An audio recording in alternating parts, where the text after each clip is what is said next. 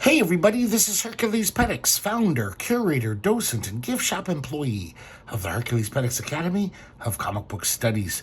Today we're going to conclude our look at Brian Talbot's Heart of Empire, starring Luther Arkwright.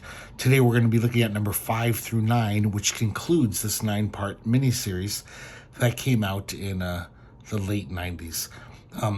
These covers are very well designed. I love looking at these all spread out. These are some really sharp covers. One thing I didn't point out last time about Brian Talbot's changing art style, obviously a lot less lines, but also just these incredibly thick outlines he does now. It's like Winsor McKay or something. It's like really fat lines on all these characters. But it still looks good, even though I kind of miss his old undergroundy style-based art from the first series, from the Adventures of Luther Arkwright. So let's start off with number 5 here.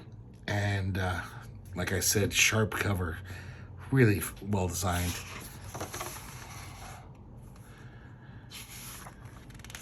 And let's get into it. So, of course, we're continuing with this countdown, 28 hours to Cataclysm. And we see we're in the bad part of London, or at least the poor part of London, and the aftermath of Princess Victoria's Night of Passion with, God damn it, I forgot these guys' names already. Oh, Gabriel and his girlfriend, who I'll get her name, Ophelia is her name. So they had a 3-way the night before. And beyond that, there's definitely a connection between Victoria and Gabriel. They're two of the new breed, the Homo Nuevo. I can't remember the name. Homo Novus, Homo Superior. They're basically like superheroes.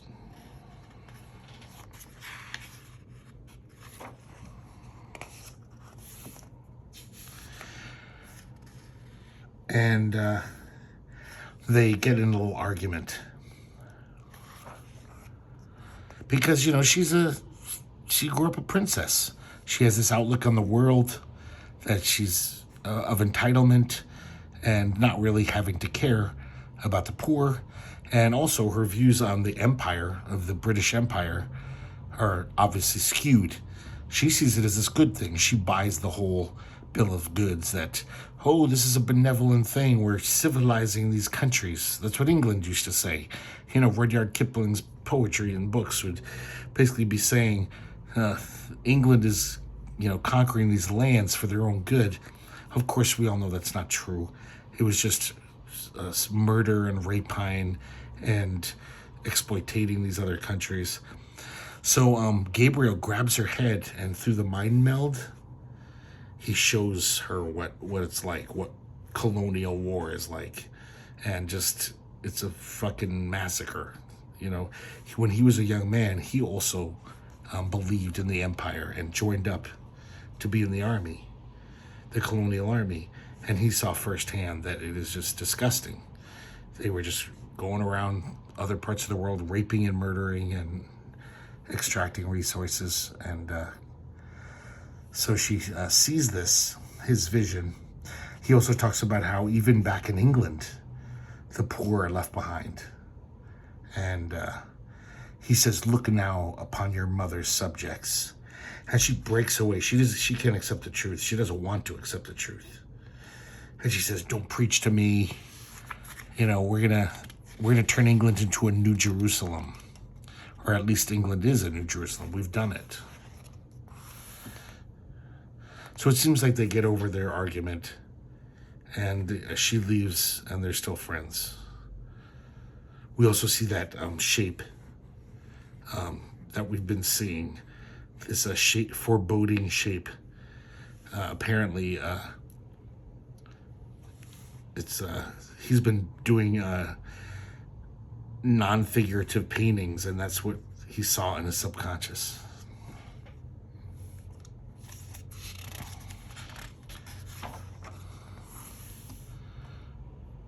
God, it's a great panel of just a breakfast tray being dropped to the floor. So now we're at the Hilton Hotel, and Hiram is in bed with his nude lover, his assistant. I'll get her name in 1 second. And the maid comes in on them. The black bellboy says, "You better get out of here, because it's totally against the law. Miscegenation is a serious crime. It's a capital crime in England." We cut back to the Wotan complex in the 00 reality. And as we saw last issue, Rose and Carl have arrived there. They've been kind of retired for a while. And apparently this phenomena is once again is threatening the multiverse. And they need their help. Back in London, we see Hiram and his girlfriend. I'll get her name in a second. Sorry about that. And they're basically on the run because they could be arrested any minute. Here's what I'm talking about, though, guys. Look at that outline on his head. It's so very thick line.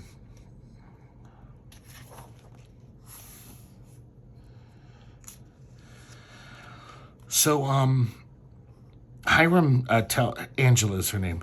Hiram basically admits to Angela that he's in love with her. So that's why he's been standoffish. He's afraid to love her.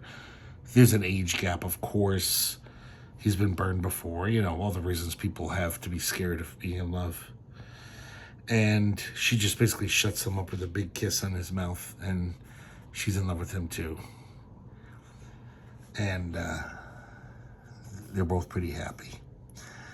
Meanwhile, one of Harry Fairfax's bastard, he's number 6. He doesn't even have names for him. All of his various bastards are like a legion. They're like, I'm number 6 of the bastards of Fairfax. And he's showed up to help them out. I assume Hiram contacted Fairfax. And then Angela says, well, since we're being really honest here and telling secrets, I actually work for the CIA. So all this time, she's been working for the CIA, which is the Colonial Intelligence Agency. Meanwhile, we're at Bedlam, the famous mental institution, and Princess Victoria is visiting someone there. We see that in this world, mental institutions are just as horrible as they were in the 19th century, before there was certain reforms and stuff. It's just a hellhole. And the reason why she's there is to visit Diane Spencer, who in our reality we know as Princess Diana. And Diana's pretty much catatonic. She's still totally bonkers. The nurse tells her that she scratched her nails off the other night, etching this in the wall, and look, it's that shape.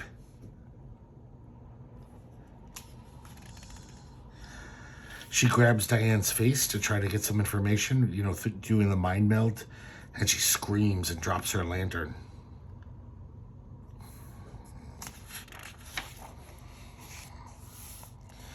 Diane kind of comes out of her catatonia, and she talks about, you know, how she held her brother Henry in her arms as he bled out. His brains dripped out of his skull. And she has a memory of the Queen.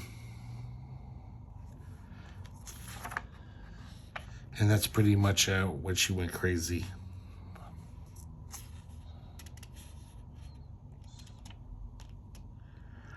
And so finally, Victoria's sick of this shit. She's like, I'm talking to my mom.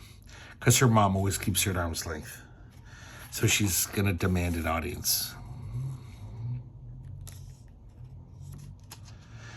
And meanwhile, we see what's-his-face. God damn it, I can't remember this guy's name. The assassin monk. And Grant is seeking an audience with the Queen as well. He wants to kill her. And her major assistant here, she's totally just like treating him like shit. Just like, go away. You don't have an appointment. And this guy who we saw last issue, I forgot to tell you guys, this is such a weird little reference. This is Sir Kenneth Baker, who in our reality played R2-D2. But I guess in this reality, he's one of the Queen's major assistants. And he totally insults the monk. And as the monk walks away, gritting his teeth, he says, "They all die tonight." It's personal now.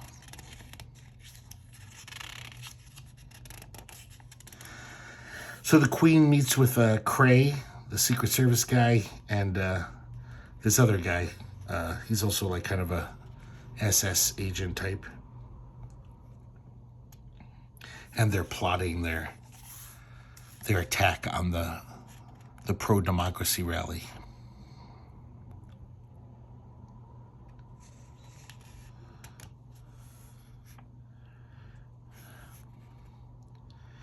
Victoria is heading towards the Imperial Palace, or she's arrived, and John Dee stops her. And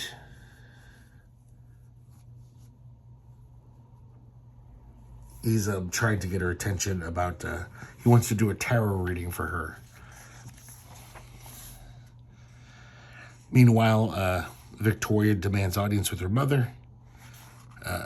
This woman is refusing.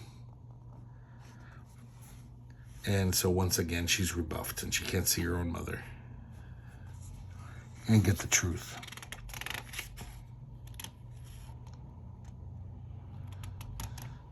She goes to the secret corridor and she looks in this, it's basically a secret entranceway to the Queen's chamber. And she sees her mother having sex with like 2 or 3 guys.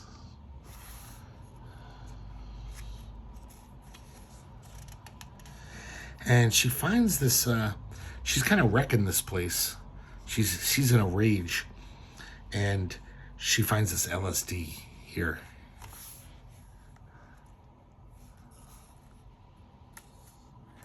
And we assume she takes it because pretty soon things are getting trippy. But they don't show her taking it. I don't know why she would take it. Maybe she thought it would help with her headaches. But we have this really nice psychedelic sequence. She runs out into the streets of London. And there's demonstrations already going on for, I think it's called Liberty Day. The day that celebrates when Cromwell was defeated 20 years earlier. And she's out in this crazy festive crowd, and she's starting to trip hard.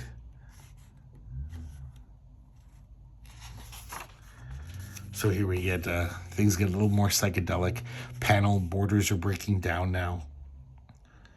And we're just seeing like a kaleidoscope of craziness. It's almost like she's in some psychotic circus.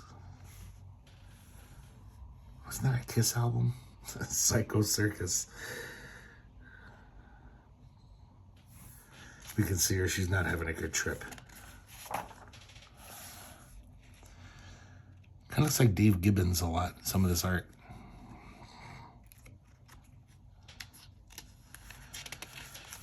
I like these pages a lot with all this crazy imagery. It's Talbot's definitely calmed down since he was a youngster. As far as I imagine, the Adventures of Luther Arkwright, this would have been way more trippy, but it's still pretty damn good. Some fun, cool psychedelic type stuff. And everything, of course, is crazy because on this holiday, everyone wears crazy masks. So it's not a good day to be tripping balls and walking around.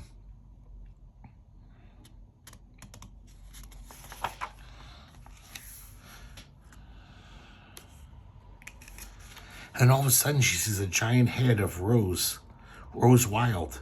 This is the Rose Wild from Dimension 00. And you can tell because she's a little older. And she's actually trying to communicate with Victoria.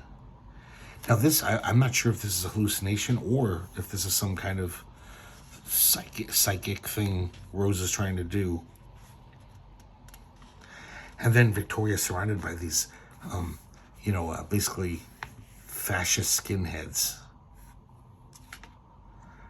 I think these guys all work for Cray. They're like his brown shirts. And they attack her. But they fucked with the wrong person here. It looks like they're going to try to rape her. And she just fucking uses her psychic power. Look at this, how gory this is. She just fucking dissolves these guys. And because of that, she transports to another dimension. So it's almost like she has her father's power. She can't control it, but she can travel to different dimensions. And she finds herself in the Westminster Battle Zone, which is a totally different dimension. It looks like London is completely, it's post-apocalyptic here. And she passes out from the psychic strain. And we see these like kind of road warrior type looking dudes approach her. To be continued. We got a letter page. Illustration by Alwyn Talbot. I assume that's Brian Talbot's son, maybe.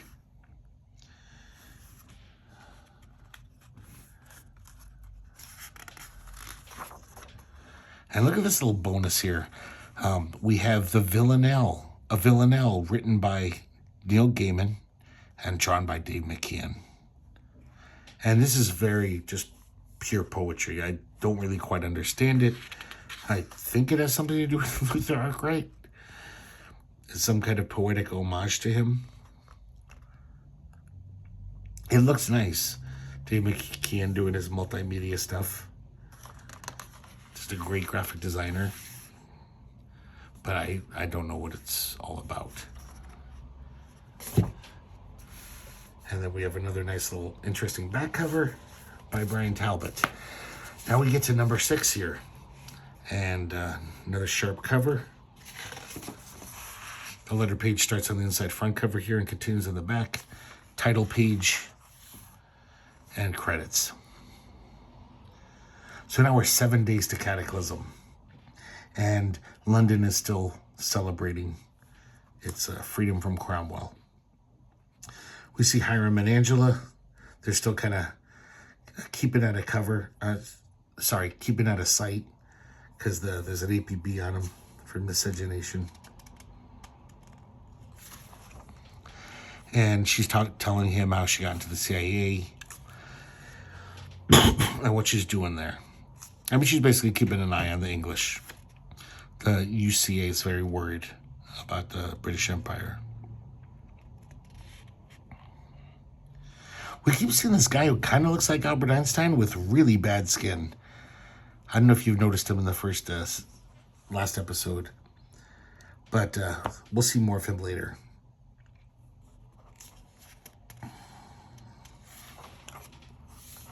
So now we're in that other dimension that Victoria traveled to. She wakes up. She's in some kind of hovel.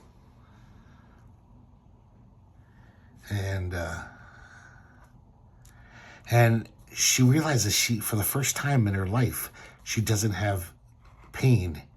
The pressure inside of her skull causing her migraines is gone in this dimension. And it feels so good. I think she has an orgasm here. It seems like.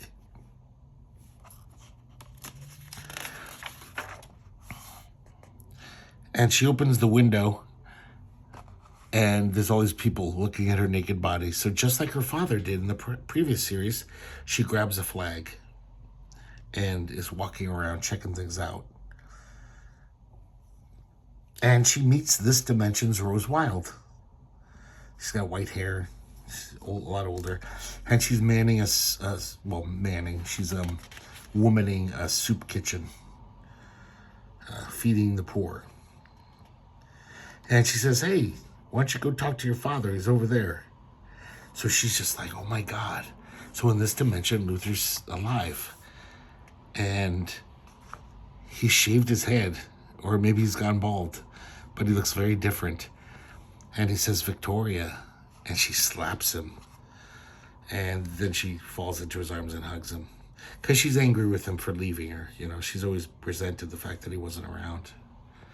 This art is really nice. His facial expressions, Brian Talbot's really good. Even though I was poo-pooing the fact that it doesn't look like last series. I kind of missed that very densely illustrated, kind of undergroundy comic art.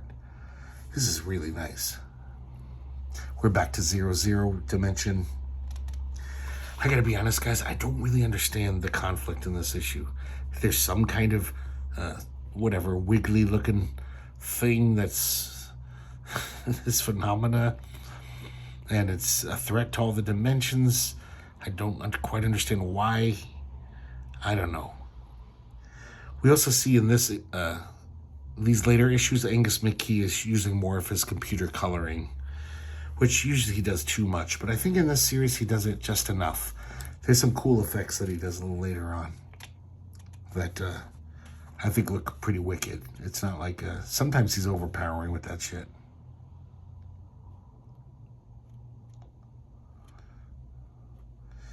And so Luther is filling in Victoria about this dimension.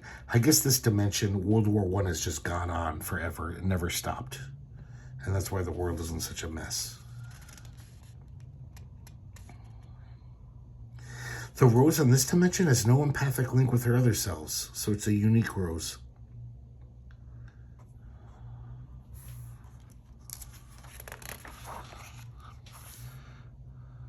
So they jump to another dimension. And this is a dimension where India took over England. London is called New Bangalore now. And they go to an Indian restaurant because they're hungry.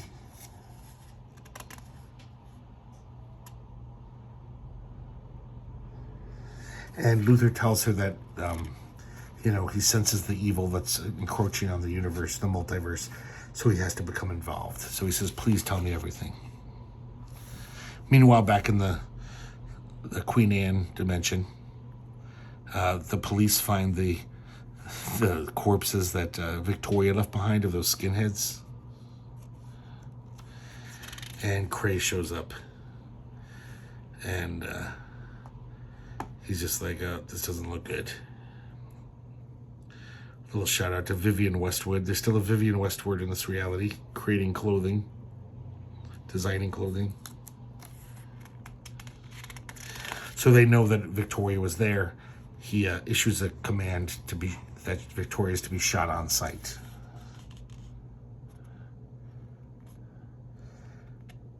And if you guys remember from last episode, Cray is planning to bring down Queen Anne and institute like a pure fascist government for England. Now we're back in that Indian New Bangalore. Kind of a philosophical discussion between Luther and his daughter. Just talking about the nature of reality, the fabric of the universe.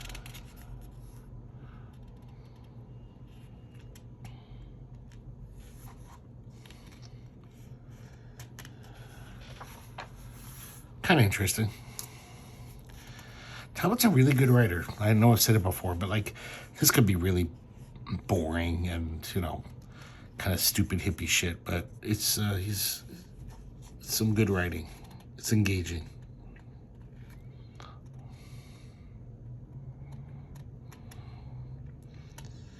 So they decide to get back to the Queen Anne, England, and help out.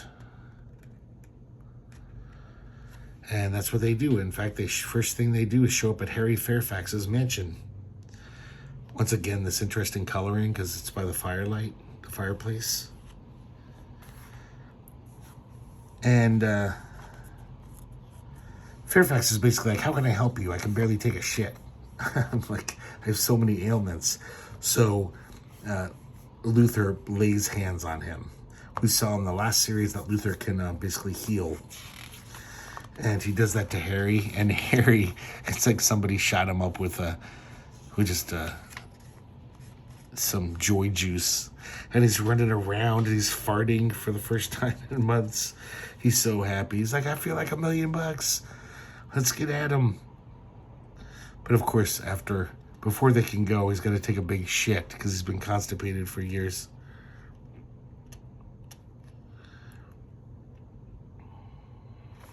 They need Harry for his connections, in the underworld, the seedy underbelly of London.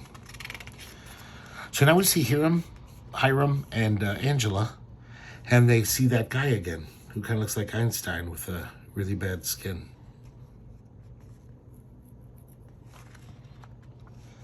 And they're staying off the streets, and not just because they have an APB, also because Cray's bully boys are just running around rounding up people. They're really hammering down on their whole, it's almost like a night of the long knives going on. Crystal knocked. So Harry steals them all clothes so they don't walk around looking like Buddhist monks. They don't want to stand out too much. And meanwhile, we see that assassin monk. And this is pretty kick-ass. For the first time we see him, he takes off his robe. And look at this. He's like Friar Punisher, Friar Castigliano. He looks pretty fucking cool. And he's ready for action. He's basically all ready to take out Queen Anne and her lackeys.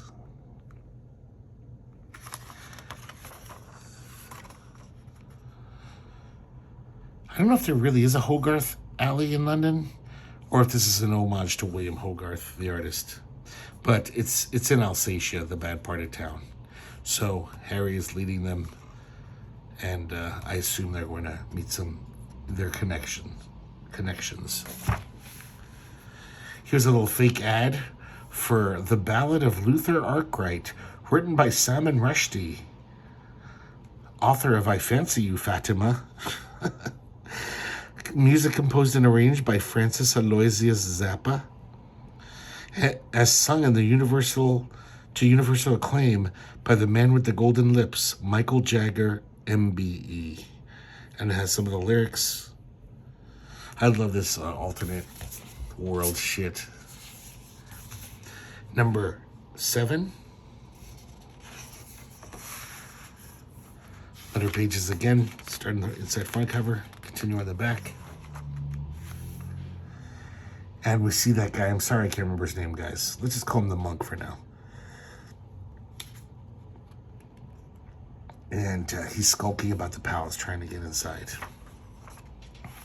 Meanwhile, back in Alsatia, Harry Fairfax has entered this tavern, and this is an old compatriot of his. I like how everyone in the bar is like saying, hey, it's old Harry Fart Pants. He's really known for his prodigious flatulence. And this woman is just crazy. She's like this giantess. And she's tough as nails. Anybody gets out of line at her pub, she just kicks the shit out of them. This is really nice art. Just all these people in the background look great. This is some kind of homage, this panel, to all of Brian Talbot's science fiction friends. I think Ramsey Campbell's in here, and Octavia Butler was on the previous page. So there's all these famous science fiction people in this panel. I wouldn't have known, of course, if I didn't read the back. We see Harry lighting his own farts, and the crowd is going crazy. They're very easily amused. Back in the Imperial Palace Gardens, the monk comes out of his trance. Someone hit him with a psychic assault. And he's like, oh man, how long was I under witchcraft?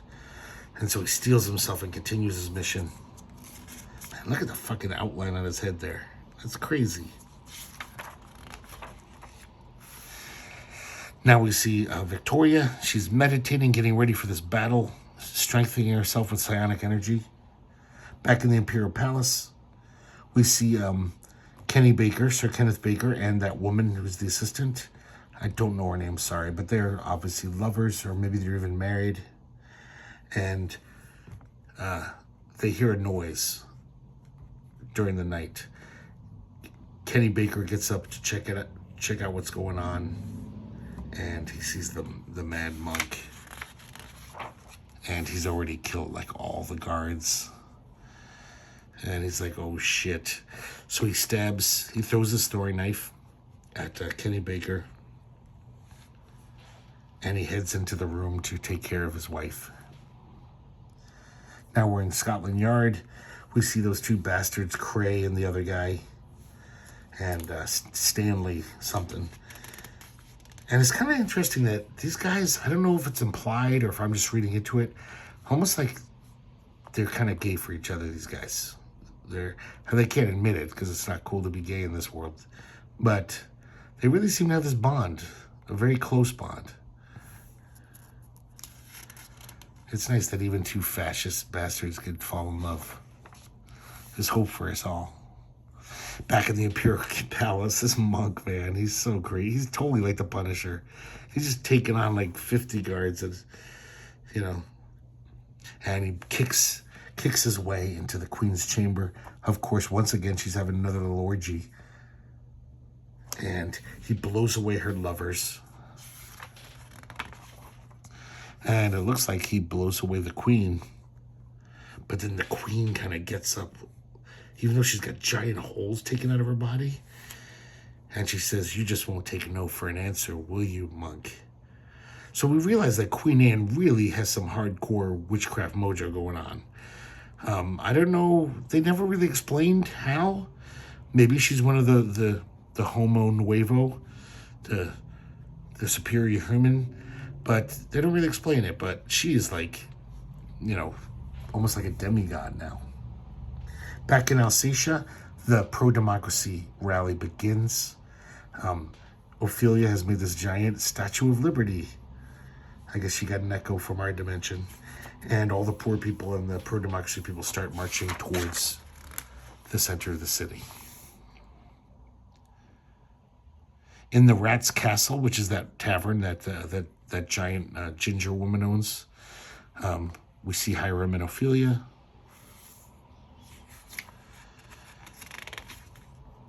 And Victoria kind of has a little interlude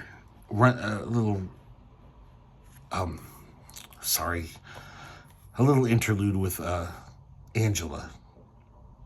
Because Angela's just all like, oh, that royal bitch. She thinks I'm your servant. Everyone here, because she's black. They all treat me like shit. But I think what Angela doesn't realize is Victoria pretty much treats everyone like shit. It's not just because of the color of her skin. She treats as an inferior. But she touches her head. She says, touch my head. I want you to see what it's like growing up the way I have in this world of prejudice. And it does seem to give Victoria pause. And she says, maybe we'll talk later. And she's surprised that Angela trusted her enough to basically reveal that she's a spy. Of course, Angela knew that when she touched her head, she'd know everything about her. But Victoria's the most worried because she sees a precognition of Angela dying in a crowd. She tries to tell her, don't go out today. Stay inside. Don't go out near any crowds. Because she doesn't want that prophecy to come true. We see John Dee. And he's looking at this giant, basically a celebratory explosive that turns out that Einstein guy with the bad skin. It turns out it's his creation. It's going to be the best fireworks display ever. But it's really just going to be one giant explosion. And as he talks to John Dee, we realize that it's going to be an atom bomb. He has different names for it. They don't call it uranium in this universe. They call it Persephonium. Because there is no planet Uranus in this universe. And I like how he says, can you imagine they were going to call it Uranus? Every time anyone would mention it, people would snicker. which is something I kind of thought ever since I was a little boy. I was like, I can't believe you really named this planet Uranus. I know it's infantile, but still, you can't help but think that. So he's showing it off to John D. He's showing him his device, telling him how it works. And he's like, yeah, of course, he doesn't really know what's going to happen. Just like if you've seen Oppenheimer, they knew it would be explosive, but they didn't quite get it. They weren't quite sure what was going to happen. This guy has even less of an idea because he's just some lone kook. And of course, we realize the reason his skin looks like that is because he's been handling raw Persephonium/uranium for whatever, a year. They don't know about radioactivity in this universe.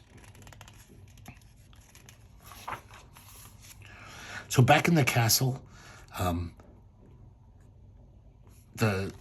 these two guards, they see a rat, and they chase the rat, and it leads them right to the owner of the tavern, Harry's friend, and she bonks him on the head. She has all these pet rats, so they kind of like help her out. We keep seeing this image of Kenny Baker. He's still alive, even though he's bleeding his life out. He's crawling down the hallway. So now our heroes are in the palace. And when Luther walks into the Queen's chambers, he sees that monk. His head is on the four-poster bed thing. Sometimes, guys, this thick line looks really weird to me. That just doesn't look good. That looks weird. And the Queen is there. And she's totally kind of shriveled up. She still loves Luther. And Luther, he's been gone all this time. He doesn't realize what a horrible tyrant she's become and monster. Kind of literally a monster. And she reveals that Henry, if you remember correctly, Luther and Anne, who are the parents of Victoria and the supposedly dead brother Henry. Apparently Henry's not dead, and he is in St. George's Chapel. And she tells Luther to go visit him. He'd be very proud of him. He's the elect of God, his mouthpiece. And we find out that back then, Queen couldn't accept his death, Queen Anne, so she used holy magic to bring him back. And basically it turned him into something else. He became malleable as quicksilver. His human form could no longer contain his spirit. And that's, we find out, when Diana really went crazy. When she saw Henry change into this almost Lovecraftian type monster.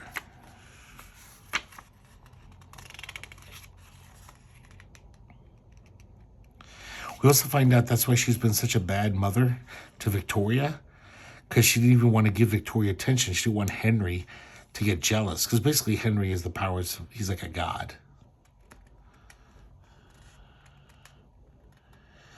And Queen Anne finally dies. Even though she killed the monk, I guess she died in the attack. She's not omnipotent. Back in the Wotan complex on 00 Dimension, once again, Wotan's kind of breaking up. We see his, he's kind of fritzing out here. So that's kind of a cool Angus McKee effect there. And meanwhile, Kenny Baker is still trying to reach the alarm with the last of his strength. And now we're in the main Britannia Square. The pro-democracy rally has arrived. And Cray and that guy Stanley, they're all ready to just massacre them. In the sky above London, we see that weird shape.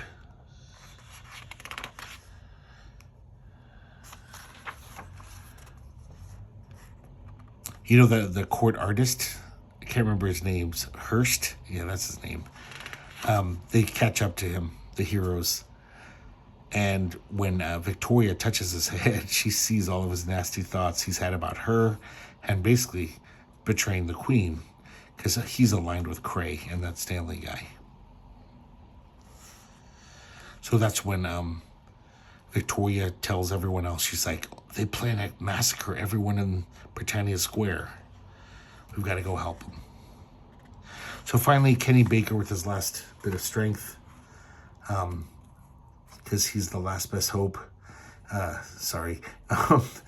He hits the alarm, and the palace guard is finally aware that there's a threat. And meanwhile, Luther is in that cathedral, and he wants to see his son. And that's his son now. Like I said, very Lovecraftian.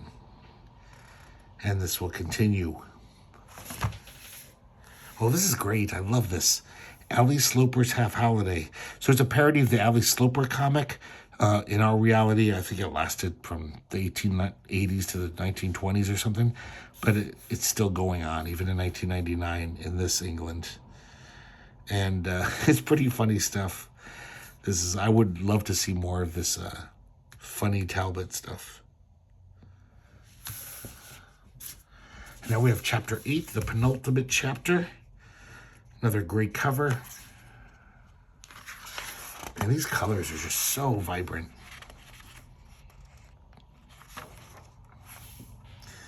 And we start where we left off. Luther's talking to his son, and pretty quickly he realizes that that's not going to work. His son is not his son anymore. And just totally envelops Luther. God, just the color of Henry is just so lush and amazing. Back in 0-0, they're fretting, basically. I still don't really get what the hell's going on. Some threat to the universe, and it's Henry. I mean, that Spiral character, you know. Back in London.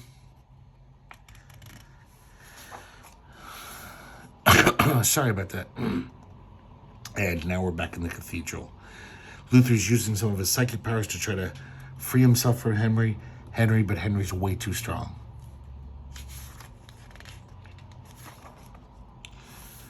Back in the streets.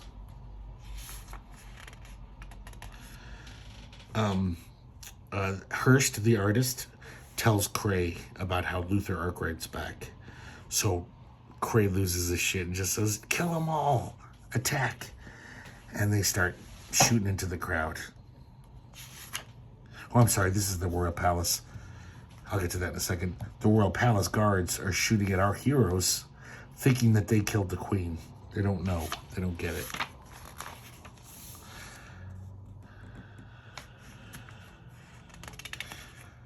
Basically, Luther's soul self is like traveling through Henry, trying to reach Henry. There is a vestigial imprint of Henry's neural patterns in this monster.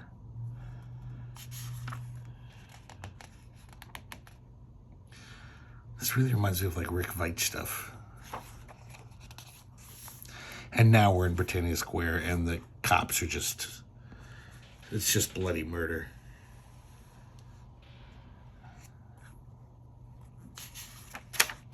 Back at the palace.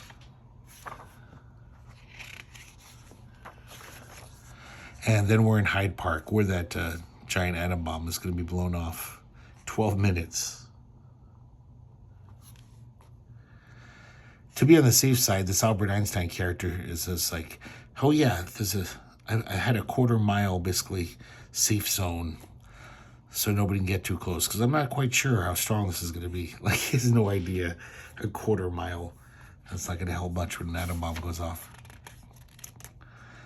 Now we're back to the chapel, St. George's Chapel, and it looks like Henry is sucking the life force out of Luther, and Victoria shows up, dressed as Britannia. Just like Rose Wild. And she tries to reason with Henry. And it looks like he kind of recognized her. He stops for a second. Because, you know, he really loved her. They were very close, these brothers and sisters. But then she knows that it's not really Henry. She chops its head off. Well, it's just a little bit of him. It's not really going to help because he's just a big blob. And then he attacks Victoria. And so they're both trying to fight Henry. Meanwhile, in Britannia Square, Gabriel is trying to bring order to this chaos. His girlfriend, Ophelia, is bashed on the head. That redhead guy, the suffragette, he's killed by the cops. And meanwhile, we see the Pope. Looks like the Pope is dying in Rome.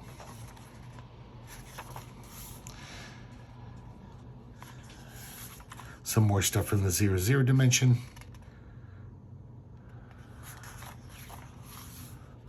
And now we're back in Britannia Square during the riot.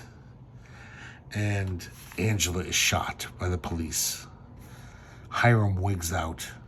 He grabs a police officer's gun and starts blowing cops away, yelling, "Bastards, bastards." Here's an old ad. Victorian era ad. Letter pages. And this time we got a letter from Michael Zulli. And we have a back cover. This is supposedly a Radio Times cover talking about Victory Day. And here's the last issue of Heart of Empire. And this is number 9.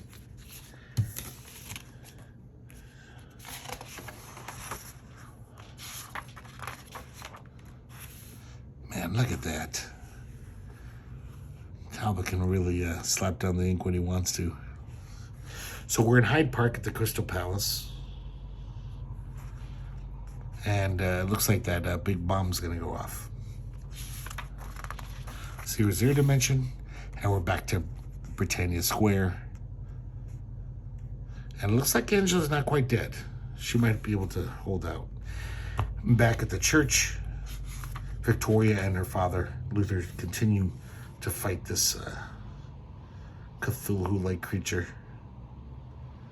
Man, I just love these colors. It's so beautiful. There's some more thick outlines.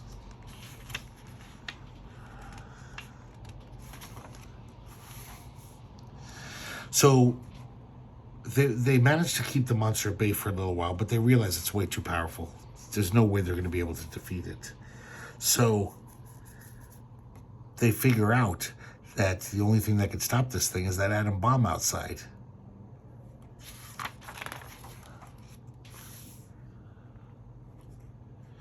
Here's a nice use of that kind of Angus McKay supercomputery thing.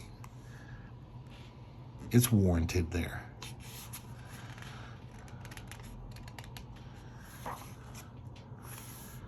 There's some pretty nice stuff going on here. This reminds me of the old series, even though it's in full color.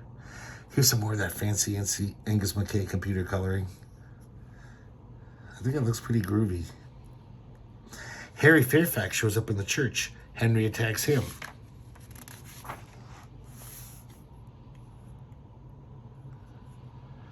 And it does stop him for a second because Henry really did love his Uncle Harry.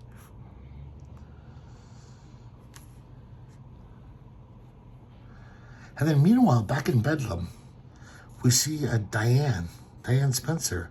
All these demons look like they're flying out of her mouth, expelled from her body.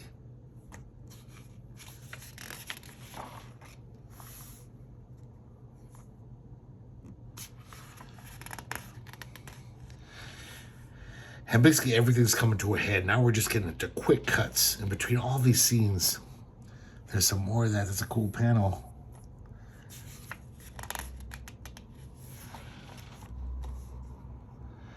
And in Britannia Square, Gabriel is so angry that that his girlfriend Ophelia is about to die or could die. He grabs a gun and fires at Cray. And we really do see here that maybe Stanley does love him. He pushes him out of the way, sacrifices himself, taking a bullet to the head to save Cray's life. Kind of wish they explored this part of the story more. So, of course, Cray's enraged, and he says, "Kill them all." Back at the church, they're still fighting this Henry monster.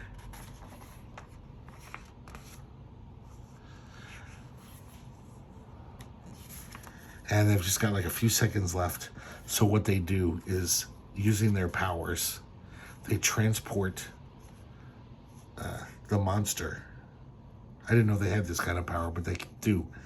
They transport the monster to Hyde Park, to that atom bomb, and then transport again, taking the atom bomb and the monster with them to another dimension where there's no people and it won't hurt anyone.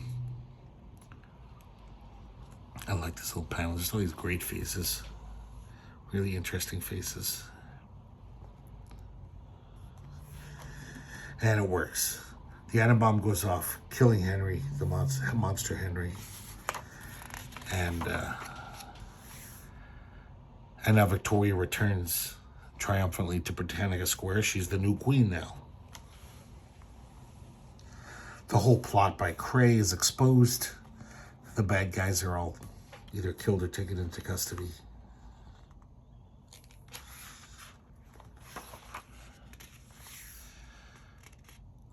I like this. It looks like with one arrow. I guess it's a bunch of arrows in quick succession. Victoria takes out all the bad guys with an arrow through the brain.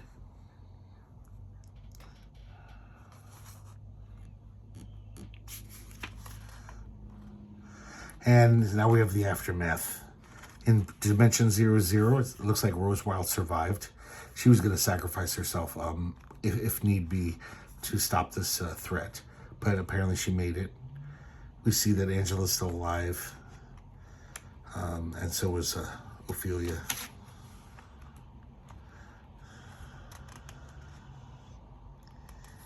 The Pope is dead. And we see Victoria addressing the nation. And she says that my first duty as queen is to basically abolish my job and to prepare for free and fair elections of democratically elected officials who will now rule England. No more monarchy. I don't know if anyone's ever done that in the history of the world. It's nice, though. And so we see all our heroes there. Everyone's kind of happy.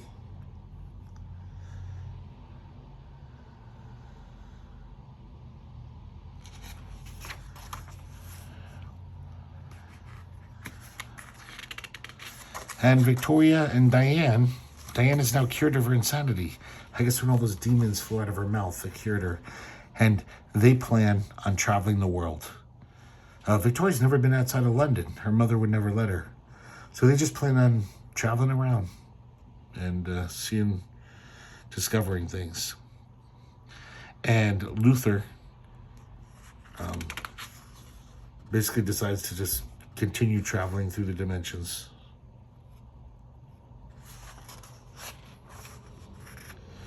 And that's the end. I gotta say, this Queen of Empire, it's a lot different than the first Adventures of Luther Arkwright. It's a lot more simple. It's not nearly as complex.